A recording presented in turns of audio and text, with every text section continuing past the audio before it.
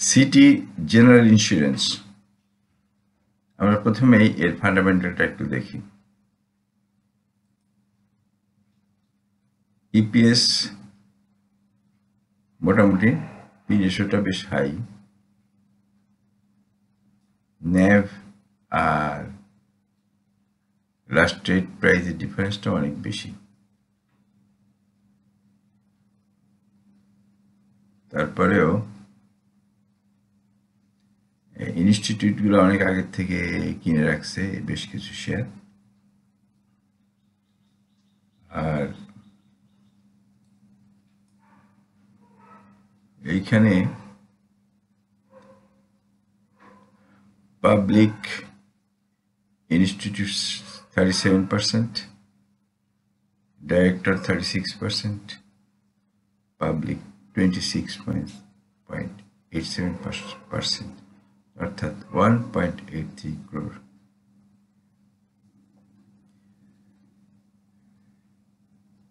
Technical অ্যানালাইসিসে এলাম। এইটা হলো একটা কনসলিডেশন। কনসলিডেশনটা যত বড় হবে এর বাস্ট হয়, এটা কনসলিডেশন এবং ভলাটিলিটি, এটা ভলাটিলিটি স্কুইজ অবস্থায় আছে। আমি এখানে বোলিঙ্গার ব্যান্ডে দেখাই, এইটা হলো ভোলাটাইল অবস্থা, এইটা হলো ভলাটিলিটি স্কুইজ অবস্থা। এখন ভলাটিলিটি স্কুইজ অবস্থায় আছে, যে কোনো সময় ভলাটিলিটি বাস্ট হতে পারে, এবং ভলাটিলিটি বাস্ট হলে সাধারণত সে হয় উপরে না হয় নিচে, যে কোনো একটা দিকে যাবে। এখন আমরা অন্য ইন্ডিকেটর দিয়ে দেখি সে উপরে যাবে নাকি নিচে যাবে। এই সঙ্গে তাকে নিচে নামতে দেওয়া হয় নাই, সে RSI 30-তে টাচ করতে পারেনি। সে না পেরে সে আবার উপরে উঠতে গেছে এবং RSI 50 লাইনে, আপাতত RSI 50 লাইনে, কিন্তু এখনো এটা কনফার্ম না যে 50 লাইনেই সে থাকবে। নিচে নেমে আসতে পারে, আবার 50 লাইন থেকে বাউন্স করে উপরে যেতে পারে। তো এইটার টার্নিংটা দেখে মনে হচ্ছে সে উপরে যাবে। দ্বিতীয়ত, ম্যাকডি ক্রস, এটা যদিও একটা বাই সিগন্যাল বলে, কিন্তু আমরা কখনো আপাতত আমরা এই শেয়ারটার ক্ষেত্রে হিস্টোগ্রাম জিরো লাইন পার না হওয়া পর্যন্ত আমরা এটার মধ্যে এটা কনফার্ম না যে শেয়ারটা বাইযোগ্য। এখন একটা জিনিস দেখি যে শেয়ারটার কতটুক জায়গার মধ্যে সে কনসলিডেশনটা করছে।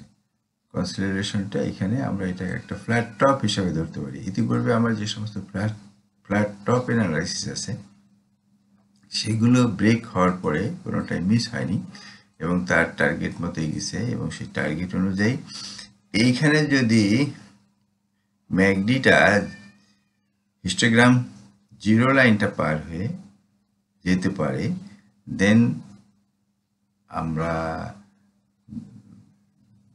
মনে করব যে সে এই তার রেজিস্ট্যান্স লাইনটা ব্রেক করলো। এখন আমি ইন্ডিকেটরগুলো তুলে দেই, কারণ ইন্ডিকেটর থাকলে আমি ঠিক অ্যানালাইসিস করতে পারতেছি না জায়গার অভাবে। ওকে, ইন্ডিকেটর তুলে দিলাম। তাহলে এক্ষেত্রে যদিও এখান থেকে নেওয়ার কথা, কিন্তু আমি এখান থেকে উচ্চতাটা নিব না, রেজিস্ট্যান্স পর্যন্ত দূরত্বটা আমি এখান থেকে নিব না, কারণ সবসময় টার্গেটটা ছোট রাখাই ভালো। যদি সে পরে যায় কোথাও, এরপরেও যদি সে কোথাও যায়, তখন আমরা পরবর্তী চিন্তা ভাবনা করব। আমরা আপাতত এখানে একটা সুইং লো আছে, আমরা যদি এখানে একটা মুভিং এভারেজ নেই, মুভিং এভারেজটা একইভাবে গেছে, কোথাও ক্রস হয়নি, সুতরাং এখান থেকে নেওয়াটাই একটা যুক্তিসঙ্গত ছিল, কিন্তু আমি শুধু সেফটির কারণে এটা নিচ্ছি না, আমি বরং এইখান থেকে নেই। এখান থেকে নিলে দেখা যাক, দেখি টার্গেটটা কত আছে।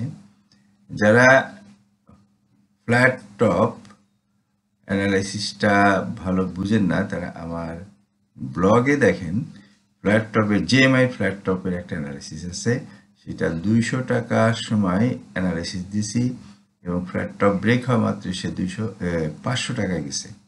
সুতরাং ফ্ল্যাট টপ একটা খুবই মারাত্মক ধরনের